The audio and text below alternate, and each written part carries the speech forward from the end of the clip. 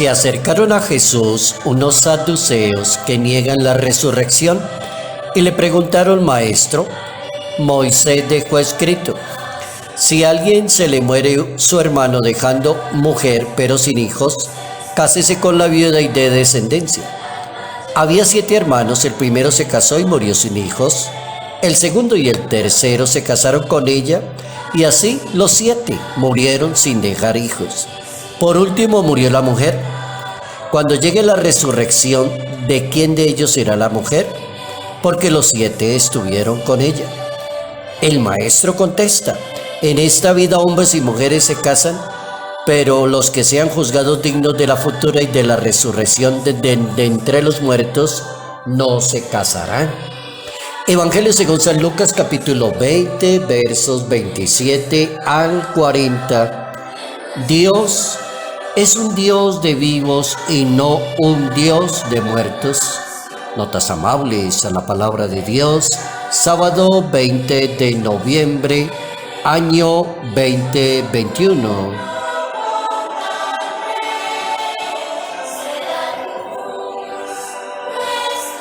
Nuestro personaje para hoy es un modelo de ese tipo de personas que defiende la fe hasta las últimas consecuencias.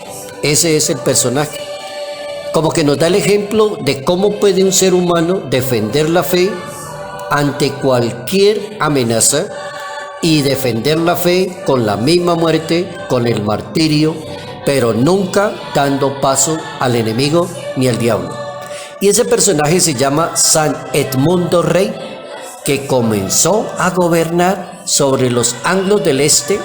Tenía 15 años de edad y estamos ubicados en el año 855 de la historia del cristianismo. Una persona que se distinguió y fue azotado y muerto antes que renegar de su propia religión.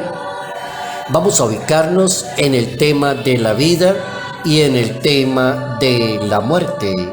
¿Cómo ubicarse en ese tema desde la Santa Biblia cuando la Biblia dice que Dios es un Dios de vivos y no un Dios de muertos? Cuando uno puede leer perfectamente en el Antiguo Testamento de una Biblia, en el momento de la zarza ardiente, y aparece un señor Moisés y habla con el Creador y el dueño del mundo y se presenta como un Dios de vivos y no un Dios de muertos. El Señor Dios nos creó para la vida y la vida no se agota aquí en esta tierra, sino que la vida tiene eternidad. Y ahí podemos entender la importancia que tiene la vida cuando está proyectada la eternidad. Cuando la vida no tiene sentido de eternidad, las personas se complican la vida, se enredan en la vida y dañan su propia vida, porque es que no piensan en la eternidad.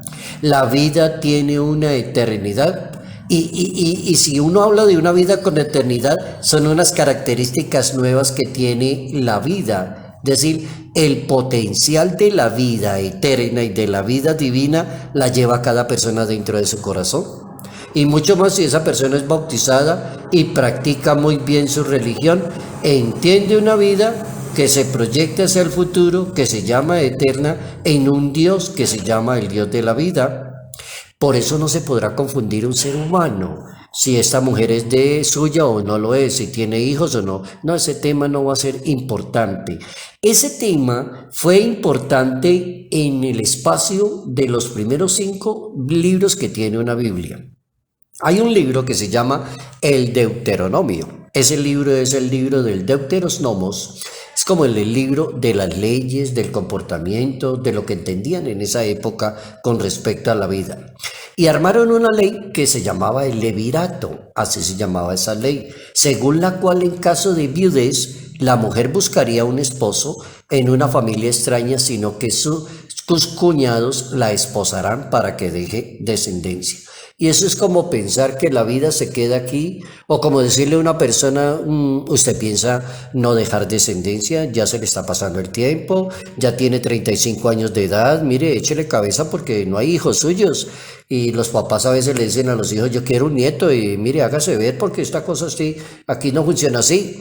Y a veces le hacen cometer errores. Yo presto el servicio en la Iglesia Católica, en un tribunal eclesiástico en la Arquidiócesis de Ibagué, y he escuchado a varias personas que llegan a consultarme sobre la nulidad de matrimonio católico.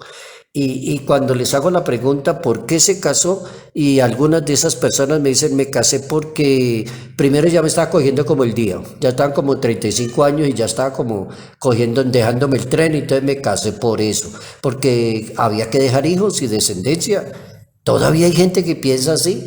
Estamos en el siglo XXI, en el año 2021, en una sociedad que ha ido avanzando a lo largo de los siglos, y todavía hay gente pensando en esa sintonía. Qué bueno que el Evangelio de hoy, la palabra de Dios que nos permite hoy ubicarnos en ese capítulo 20, a partir del verso 27, en el Evangelio según San Lucas, nos ponga a echarle cabezas a la vida. ¿Será que la gente se casa porque hayan hijos y haya descendencia?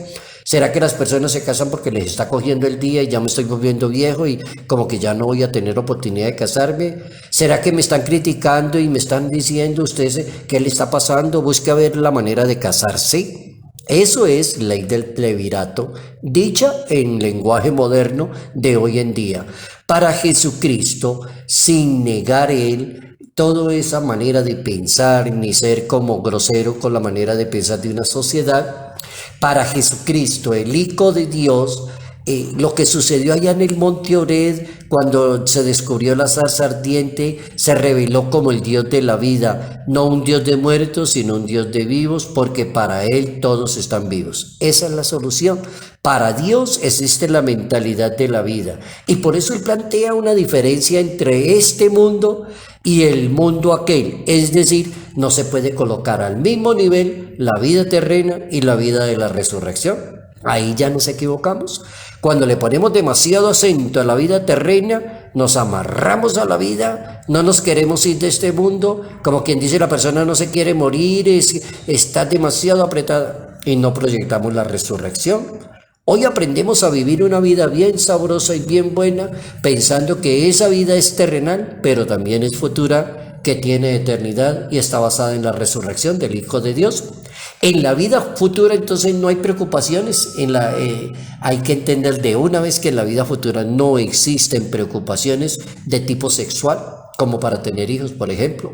Dice la Santa Biblia, ni ellos tomarán mujer, ni ellas tendrán marido, ya que la muerte desaparecerá, ni pueden ya morir, porque todos tendrán vida eterna. Así soluciona la Biblia esa manera de pensar como tan equivocada, tan cerrada, como que no deja las posibilidades. La resurrección entonces es un tema bien controvertido en la Santa Biblia. Hay unos que no aceptan la resurrección. Por ejemplo, los saduceos, era un grupo, un movimiento de Jerusalén que no aceptan que exista la resurrección de los muertos. Los fariseos están convencidos de esta doctrina. San Pablo habla mucho de la resurrección y la pone allí como un punto importantísimo en la resurrección. Creer en la resurrección entonces es importantísimo, proyecta la mente hacia la eternidad y pone a la gente a manejar mejor la vida. Y hablar de vida eterna y hablar de resurrección es el mejor regalo que se puede tener entre las personas. Es decir, procurar por todos los medios que Dios es el bien mismo y la fuente de la felicidad de un ser humano cuando piensa mucho en una vida que es terrenal, que tiene sus dificultades, sus momentos complicados, pero que está la eternidad. Entonces imagínense una persona que piensa más en la eternidad y menos en lo terreno. Es una persona que la pasa muy bien, la disfruta mucho de la vida, se preocupa mucho de ser pulido en su vida y muy limpio en su vida. Hemos aprendido hoy que tenemos un Dios, según la Santa Biblia Católica, un Dios que es de vivos y no un Dios de muertos.